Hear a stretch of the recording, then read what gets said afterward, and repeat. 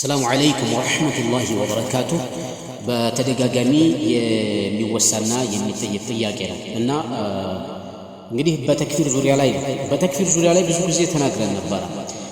ኪታቡን በጁዝ ደረጃ በገጽ ደረጃ ያነሳን ተናግረን ሼክ እስላም ተይሚያ በተለይ የሼክ እስላም ተይሚያ ኢብኑል ቀይም ከዛ ወዲህ ያሉት የበርካታ ዑለማዎች አቋሎች በኪታብ ደረጃ ሰፍረዋል። በዛ ላይ ያለውን ስንናገር የተክፊር አቋም ያለው ሰው ምን ያደርጋሉ? አይ ያን ማንኛውም ማህበረሰብ ስለማይረዳውና ስለማያነበው ማለት ነው። አሁን የመጣው ፋሽን ምንድነው? ሪከርድ ፈውዛን እንዲህ ብሎ ፈውዛን እኮ ዑዝራ ይሰጥም የሚል ነገር አለ።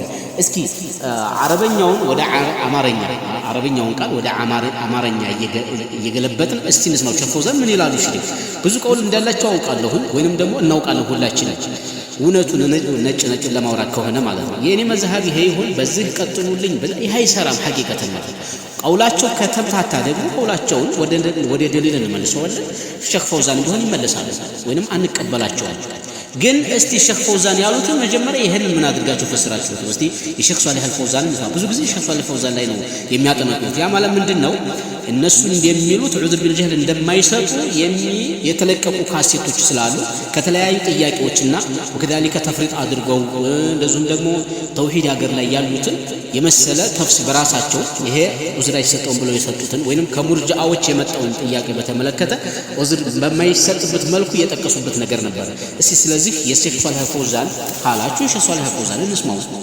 فضيلة الشيخ وفقكم الله، هذا سائل يقول: هناك بعض الناس يذكر أن الذي يقع في الشرك الأكبر لا يسمى مشركا بل هو مسلم إذا كان جاهلا بهذه الأمور، فهل هذا هو قول أهل السنة؟